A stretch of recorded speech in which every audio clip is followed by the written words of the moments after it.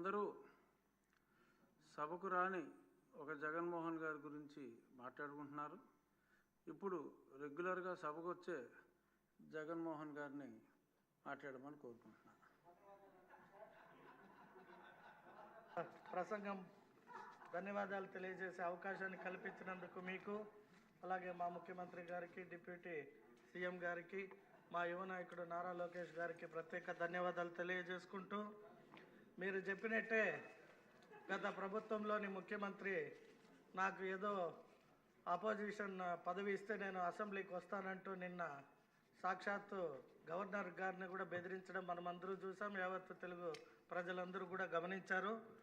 So అతనికి ఏమొస్తుందో తెలియదు, కానీ వచ్చిన ఎమ్మెల్యే పదవితో అసెంబ్లీకి రావాలనేదే తెలియని వ్యక్తిని ప్రజలు విపక్షానికి ఎన్నుకోకుండా 11 సీట్లతో పరిమితం చేసినా కూడా, చిన్నప్పుడు మేము టీవీలో విన్నాం అధ్యక్ష, డిఎల్ రవీంద్రారెడ్డి గారు చెప్పేవారు ఈ జగన్మోహన్ రెడ్డి గురించి.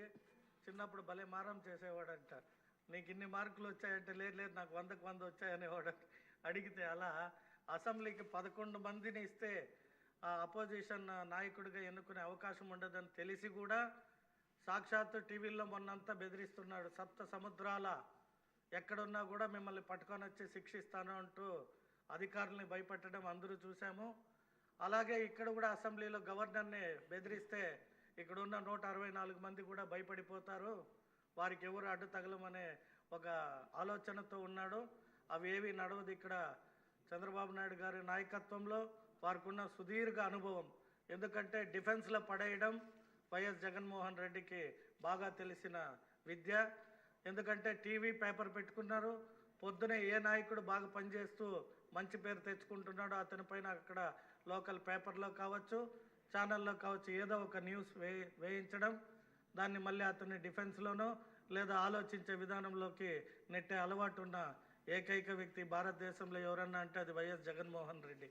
కాబట్టి మేమేవైతే ఎలక్షన్ సమయంలో ప్రజలకు హామీ ఇచ్చామో వాటన్నిటినీ మా కూటమి ప్రభుత్వం సూపర్ 6 అనే ఒక మంచి కార్యక్రమంతో ప్రజల్లోకి వెళ్ళాం.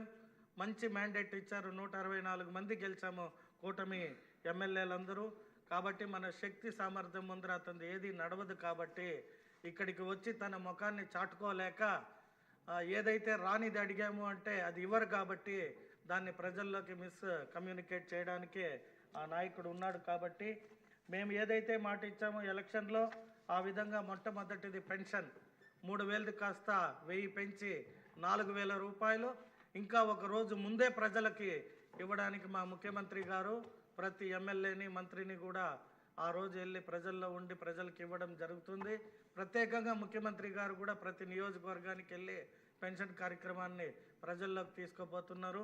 సో ఇటువంటి అనేక కార్యక్రమాలు ఇక్కడే సభలో మా జిల్లా అధ్యక్ష మంత్రి గారు ఉన్నారు. వారు మేము అడిగిన తక్షణం మాకు ఆర్టీసీ బస్సులు కూడా ఇవ్వడం జరిగింది. ఎందుకంటే మాపై నిలబడ్డ వ్యక్తి వైస్ చైర్మన్గా ఉంటే ఒక బస్సు కూడా తేని వ్యక్తి, అతనిపై మేము కూడా నిలబడి గెలవడం జరిగింది.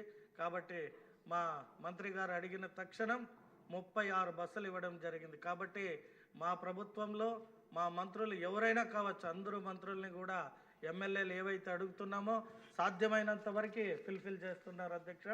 కాబట్టి గవర్నర్ గారి ప్రసంగంలో ఏదైతే దీపం పథకం 2 కావచ్చు, ఇరిగేషన్ కావచ్చు, ల్యాండ్ టైటిలింగ్ యాక్ట్ కావచ్చు, అలాగే శాండ్ ఫ్రీ చేయడం కావచ్చు, ఇంకా అనేక విషయాలు, ఎస్పెషల్లీ అతను పదే చెప్తుంటాడు నేను లిక్కర్ తాగును అని.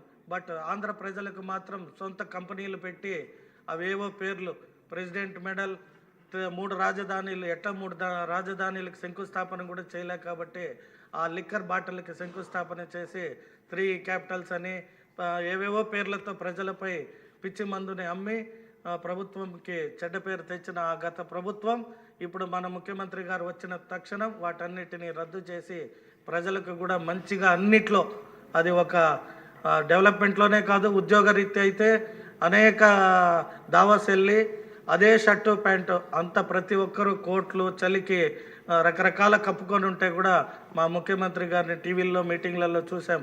సేమ్ యాజ్ ఇట్ ఈజ్గా ఇక్కడ ఎలా ఉంటారో అక్కడ కూడా అలాగే ఉంటూ రాష్ట్రానికి నిధులు కంపెనీలు తెచ్చే వేటలో ముందు ఉంటారు. మన భారతదేశంలోనే కియా కంపెనీ అనంతపూర్కి వచ్చాక అనేక మందికి ఉపాధి కలిగింది. అలాగే ఇప్పుడు ఇంకా ఎన్నో కంపెనీలు టెస్లాని కూడా ఆంధ్రాకి తేవాలని వారు ప్రయత్నం చేస్తున్నారు. వారి ప్రయత్నానికి ఆ భగవంతుడు అర్చకులకు కూడా మంచి స్కీమ్ పెట్టారు. 15,000 రూపాయలు గౌరవ వేతనం కూడా పెంచారు ఆలయాల్లో అర్చకులకి. అలాగే నాయ బ్రాహ్మణులకు కూడా 25,000 పెంచారు. కాబట్టి వీరందరినీ నేను రేపు శివరాత్రి కాబట్టి ప్రతి దేవాలయంలో నారా చంద్రబాబు నాయుడు గారు అనే వ్యక్తి, అలాగే కూటమి ప్రభుత్వం ఎప్పుడు ఈ 5 ఏండ్లు బాగా కలిసి అభివృద్ధి చేసుకునే విధంగా ఎటువంటి ఆటంకాలు లేకుండా వారికి గౌరవ వేతనాలు పెంచినందుకు ఈ ప్రభుత్వం పైన మంచి పూజలు చేసి ఆ శివపార్వతుల్ని పూజ చేసి అటువంటి వ్యక్తిని అసెంబ్లీకి కూడా రానికుండా చూసుకునే బాధ్యత ఆ అర్చకుల పైన కూడా ఉందని తెలియజేసుకుంటూ, ఎలాగో మా మిత్రులందరూ కూడా గవర్నర్ ప్రసంగం పైన చాలా చక్కగా మాట్లాడారు కాబట్టి నాకు ఇచ్చిన ఈ అవకాశానికి ధన్యవాదాలు తెలియజేసుకుంటూ సెలవు తీసుకుంటాను.